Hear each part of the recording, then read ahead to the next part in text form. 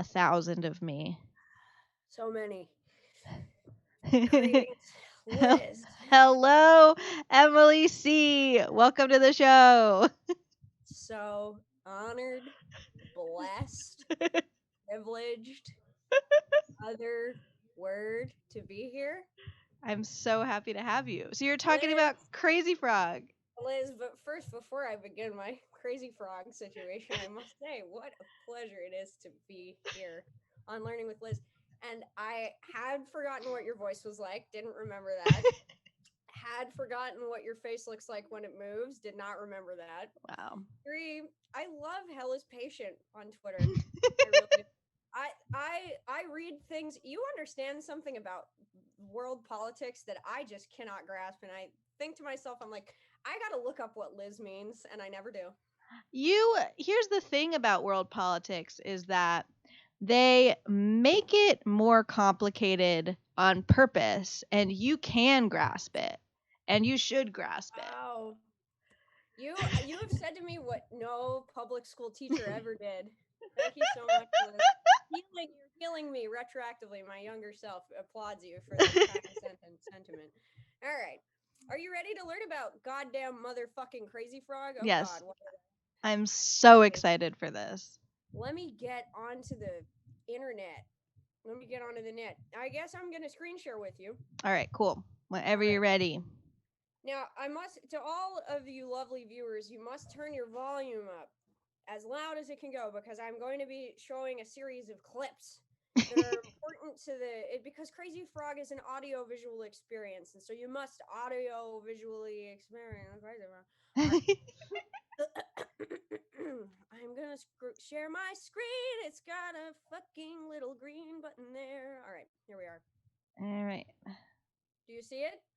Yes, you should be good. All right, let's present this. There Crazy he Frog. is.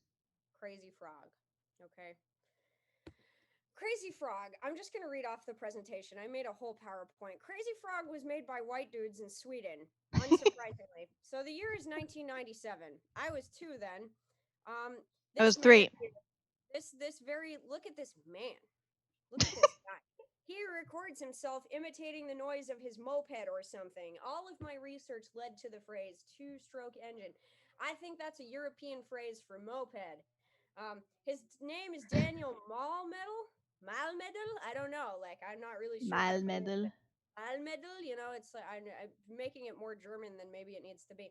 But back in the day, you got to understand the internet was just a half-baked playground of ungovernable nonsense, no influencers, no mega corporations advertising to you at every corner, no doom scrolling and no dread, and you didn't have anything to worry about. But Mr. Man here records himself making a freaky little noise. Ding ding ding ding ding ding ding bing dom dom bum bam bam bam bam bom bom bam bam bam bom. Whoa. No!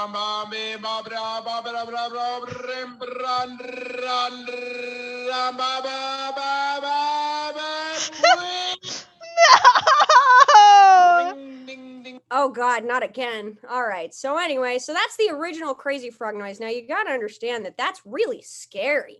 It's deep and it's scary. It's a scary sound. It makes me uncomfortable. Okay, viewers, if you've ever heard that Christmas song by Alvin and the Chipmunks, Christmas, Christmas time is here. If you listen, that was recorded at half speed by a group of dudes and then they sped it up to make the Christmas tune. If you listen to the original recording of those guys singing it really slowly, it's very eerie and spooky. Great for if you want to scare yourself for no reason. So that was the original Crazy Frog track. Now, another white guy comes into this. Dude performed the sound live on Swedish TV, but I couldn't find the show or when it was aired, sorry. I just know a Swedish TV researcher found the audio clip and liked it enough to get Daniel some publicity. So that's how the track started cutting the track. That's how the audio file kind of started to spread around the internet like in the pre-YouTube days. So it traversed around the net, one iteration, and I don't know if anybody would remember this. I certainly didn't, but this was made very clear on like every website that I visited. One iteration cites it as the insanity test. In your mom's chain emails, you'd see how long you could listen to this audio clip without screaming or shutting it off or whatever. It is very annoying. Thus, it was dubbed the annoying thing by Eric Bernquist, a Swedish animator. He found the sound clip and constructed this goddamn monstrosity around it, and he used it in a showreel to get a job at Cactus, an animation company in, you guessed it, Sweden.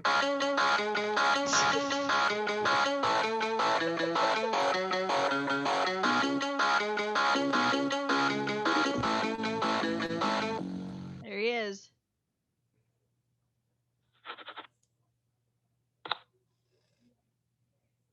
Ding ding ding ding ding ding ding ding ding dum dum bum bum bam bum bum bum bum bum bum bum bum bum bum bum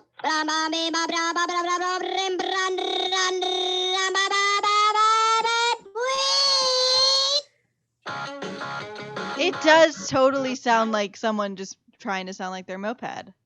Yeah, that I wasn't sure what your face was doing there. It did look like genuine horror for a moment, but It's fascination, you know? Yeah, totally. Do you remember when we used to hang out at Atkins? Like I would go over to your table and hang out. Yes, I do remember that. That was good times. What a time. That was All right, that was so- I would give every episode of this show to be at Atkins with You know humans. You know what's really fucked up, Liz? So would I. And I worked there for like 3 years. So it was called The Annoying Thing, as you just saw. Now we're in 2003, so we're getting more technologically advanced as time goes on. Now here's where the juice really starts. Ma'am, excuse me. Oh, okay. So Jamba is a European ringtone manufacturing company. I don't know. It was like two different companies, and then it became Jamba with an exclamation point. Jamba at the disco, as it were. Caught wind of the monetary possibilities of capitalizing off the cult status of this file-sharing, word-of-mouth entertainment hero, which is now Crazy Frog. Everybody fucking knows what The Annoying Thing is. I'm sorry. Excuse me. All right. A bunch of drunk Germans finagled the track. And we're actually going to hear about that in a second. It was from Sweden and it was sent to Germany, and that's where it was produced. And so I watched like a whole 18-minute documentary on it. It was very icky, but I think it just makes more sense to watch like 2 minutes of this. So please, Okay. This is how I learned in school. Primary source. If everybody wants to buy the ringtone, obviously everybody loved that character and thought it was very funny, then it should be possible to make a song with this character and to sell the ringtone, the song as well, very successfully. And that's when I started to think, how can I make a song out of this sound, or using this sound, and with the Crazy Frog maybe as the artist.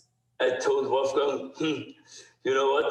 Tom Boney made me a song. We hate that fucking ringtones, but by the way, we have to do a song about a ringtone. Meta. I Wolfgang think about it and say, I have an idea. He wanted to take That's Eric Bernquist, the sort of guy making who the animated ultimate Crazy hit Frog. by taking the most It looks popular nothing like what I would expect. mobile phone tune, and which was the Axel Foley theme from Beverly Hills Cop by Harold Faltermeyer, and combine it with the most popular visual element or most popular character for mobile phones, which was Crazy Frog at the time. So, it was like just sent to some fucking guys, some fucking producers, you know what I mean? How do I fucking work this machine? I'm sorry. Oh, that's okay. Okay, here we go. I know I have to. There you move go. this back up. Okay, so it was just made by some like sweaty Germans. Like if you go and you watch that video some more, the really shiny guy, he's like, oh yeah, well, it took 3 bottles of vodka to make the Crazy Frog. Make the song. I made the song after 3 bottles of vodka. Then it was a smash hit. My name is probably Hans or something. I mean, his name was like on the screen, but I didn't see it. Oh God, penis controversy. No. Okay. Hold on. No? Okay. Not yet. Everyone in that video is really sweaty for some reason. So Whoops that was generated. You couldn't escape Crazy Frog in 2005, but then iPhones took over and no one wanted to download goofy ringtones anymore. I didn't really study the trajectory from like his rise to fame and then his progression of fame and then his like decline of fame. I mean it was just a marketing campaign for ringtones. That's all it was. So as soon as demand was not as high for such a thing, you know, he dropped off. Disappeared. But he's an icon.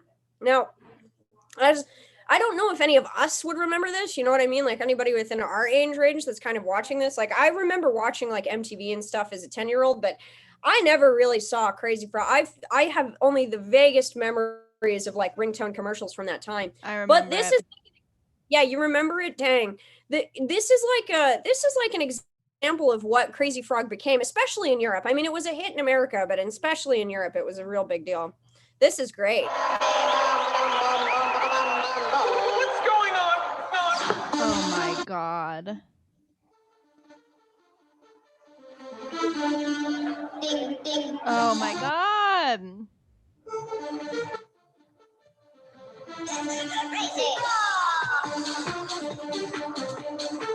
The dancers. I know. Ding, ding.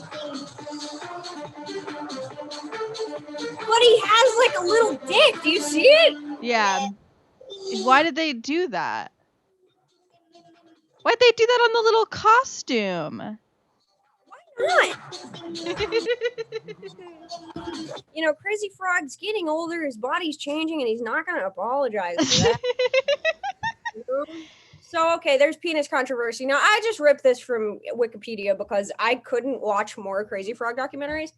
So, in February 2005, viewers submitted a number of complaints to the United Kingdom's Advertising Standards Authority, or ASA, regarding Jamster's, or I guess Jama's, advertising campaign, complaining that Crazy Frog appeared to have a visible penis and scrotum.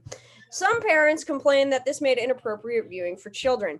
There were also complaints regarding the frequency with which the advertisement appeared on television, reportedly up to twice an hour across most of the day. Yeah, that's why I remember it. Yeah. If I was seeing Crazy Frog's dongle, you know, reportedly up to twice an hour across most of the day, maybe I'd have some complaints too. But when I was that age, I didn't even really know what that shit was. So I just probably would have been like, ooh, interesting. Anyway, with some channels showing it more than once per commercial break. That's crazy. That's crazy. I can't imagine that. The ASA did not uphold the complaints, pointing out that the advert was already classified as inappropriate for airing during children's television programs, as it contained a premium rate telephone number, and that it was the broadcaster's decision on how often an advertisement should be shown. So they pushed it off onto somebody else because they wanted those hot, sweet ringtone dollars at any cost. Jamster voluntarily censored the character's genital area via pixelization, in case you needed to know, and later broadcasts of its advertisements. That's so crazy. And so Frog. Similar action occurred in Australia with similar results. Yeah, so Frog. Go on. So yeah, that's good. And I mean, the thing is, like, if you look up Crazy Frog these days, you see, like, I mean, everyone's really obsessed with genitals, just sort of in general. You know, everybody, every issue in the world has to do with the exchange of funds or how you have sex or something like that. So of course, Crazy Frog is like, why is his Crazy Frog pee piss out? So like even the think pieces on Crazy Frog that sort of arise today are like I saw one earlier that was like, it's 2020, Crazy Frog is back with his highly, you know, contested genitals. Like, who gives a just let the guy live, honestly. So that's kind of my presentation. I have this pixelated JPEG of the man in question. And I just think that this is like it's sort of an abomination, but also it's sort of like this just glorious effort of human ingenuity. You know what it makes me think of that's sort of interesting? Do you know the Vocaloids? Of course. Yeah. Hatsuki. This is very like the Vocaloid's grandfather. Totally. No, I think so. I mean, kind of originally what I wanted to do was I actually wanted to make a presentation on Jamba as a whole because Crazy Frog is like the success story, you know what I mean? He's sort of the Beatles of ringtones, right? But Yeah.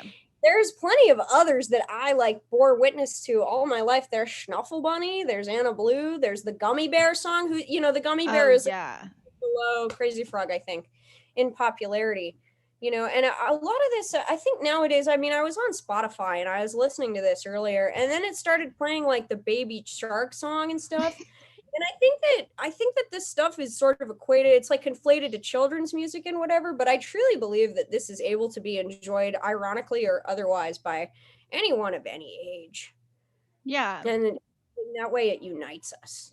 It's certainly it's certainly very like stupid thing that 11-year-olds think is funny, or 20 somethings on ecstasy in a West European country going as hard as they can to this song.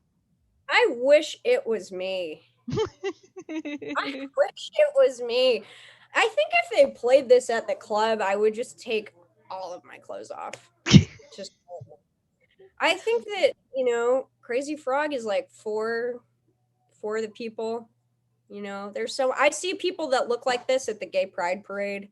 Yeah. You know, with their song out and doing their funny dances, and it goes incredibly hard for sure. Yeah, incredibly hard. It goes incredibly hard. So true.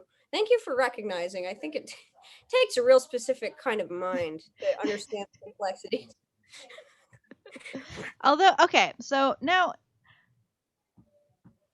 what is your, why do you think that Crazy Frog, what made Crazy Frog the one that we all remember as opposed to the Gummy Bear song, which arguably is even catchier? That's a good question. I would say I can only speak from an individual standpoint, you know what I mean? But like, I remember Crazy Frog, or Crazy Frog lives in my memory because people around me reference it on and off my whole life. You know what I mean?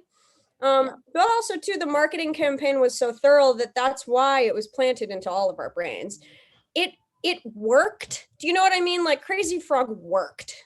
Like that, like they said, like the sweaty German guys set out to make something, to very specifically make something viral, and it happened. They constructed the perfect, like, audio visual disease to have spread all over Europe and thus the Americas. It must be studied by like the terrifying ad execs, you know, that exist in the world today, trying to figure out what to, obviously not well enough because it hasn't been rivaled, but also too, well, it hasn't been rivaled as well because this medium no longer exists. You know what I mean? Like this, and that was kind of what I wanted to talk about if I was going to do like a more all-inclusive like Jamba presentation, but like this existed, this blew up for like probably 7 months or so, you know, but it had the specific medium, like this is a ringtone that you download on your Galaxy 3S, you know what I mean? I don't even remember, God, what kind of phone I had, like when I was that age, or if I even had one, you know. Your chocolate, your razor. Exactly, your chocolate. We were both watching VH1, you and me. I think that's what it was. I remember the fucking chocolate razor situation. But yeah, and then he fell off because like people stopped caring about, you know, something like that after a really long time, or a really short time. I mean. You know, it was fleeting. He was at the very end of this time. He was like the last hurrah for that medium. Absolutely fascinating. You have 5 minutes left. So I have 5 minutes. Christ and Staples. I guess it is only, well, it says 6:41 over here. Let's see. 4 minutes left. I'll tell you what I got on my phone just now. Okay, I download. Okay, so I like deleted all my social media for a time and downloaded a bunch of like news apps to see if I could be smart. It's actually just made me really depressed. Abby in the chat says two good questions. One, Crazy Frog is gay? Well, sort of like I said, I think that I see dudes that look like Crazy Frog at the gay pride parade. They're kind of, they got a little chunk and their dicks are out and they have like a vest on. I think Crazy Frog is maybe gay because I see him around. Should we update the bear subculture to a new sort of Y2K version that's like Crazy Frogs? Yeah, well, there's like bears and otters. We could have frogs, which are just like a hairless bear. That makes a ton of sense to me. Yeah, that makes so much sense. Incredible. Okay, second question. Or this isn't a question, but this is something that I think you'll find interesting. Memes don't last 7 months anymore. Now they last like one day. Crazy Frog, first of all, would you consider it a meme? Second of all, that's crazy. Think about that. I don't think it was a meme. No, I don't think it was a meme. Though I think it's been incorporated into meme culture. I mean, I think back in the day you called memes fads.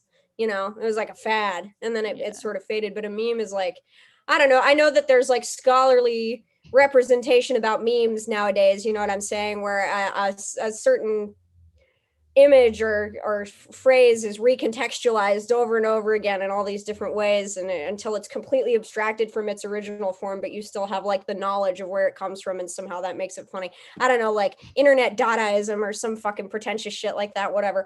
Oh, don't get me fucking I hate that.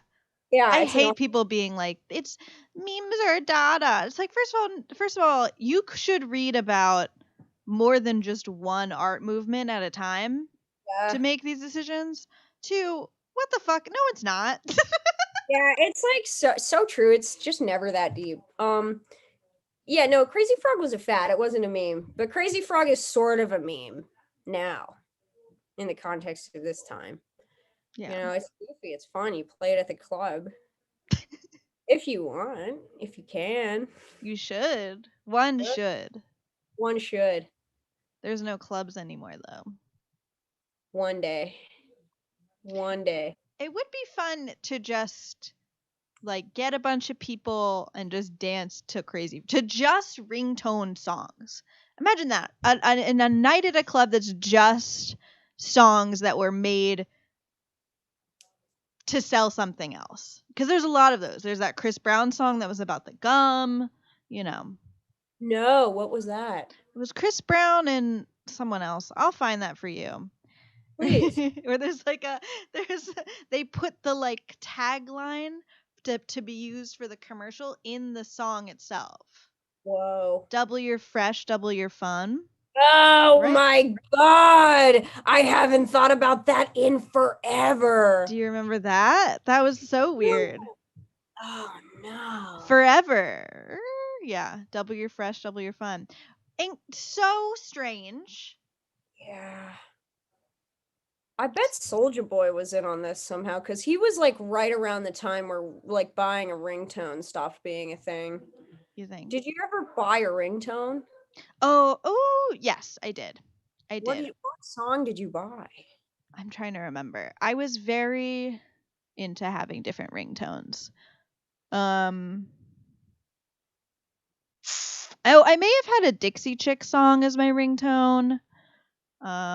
This is like the middle school just trauma block, you know what I mean? Or I'm like, but yeah, because you could just go on your phone and spend 99 cents off of it just went to your parents' bill, Yeah. I remember the only one I ever bought was Teenagers by My Chemical Romance. That's a great pick. Great pick. What part of the song was it? Because that was the other thing, was that like you couldn't choose which part it was. It was just the chorus. Oh, I remember. You know what I did do? Tell me. Because there were phones where you could do your own audio recording and make your own ringtone. So that was the hack, was if you wanted your ringtone to be a song either that they didn't have, or you didn't want to spend the 99 cents you already bought, Crazy Frog that month, maybe you don't want to piss your parents off, you would just play the audio on your computer, record it, and then you've got your ringtone. Your own ringtone. I had a friend who did that. I had a friend who recorded her own song. She had a beautiful voice, and she did that. I'll never forget. I was really gay, always. Wow. Yeah. Well, No, I'm sorry. I know I'm out of time. I'm No, actually keep going. Our other guest isn't even here yet. What am I supposed to say to? Oh, I was just going to say that was I going to say something about the ringtone? Was I going to say something about why don't we buy them anymore? But I mean, this you can make your own fucking music on that. You know what I mean? Like you can have your own ringtone, but nobody wants it. Why?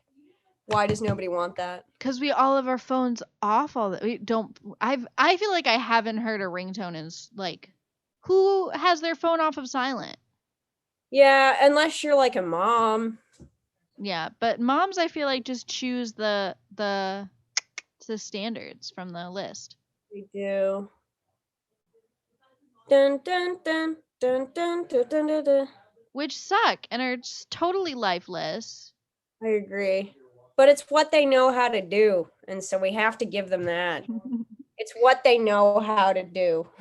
This I think what I've learned from your presentation, most notably, is that anytime I think of a funny sound, I should record myself making it and put it on the internet to start this cycle over again.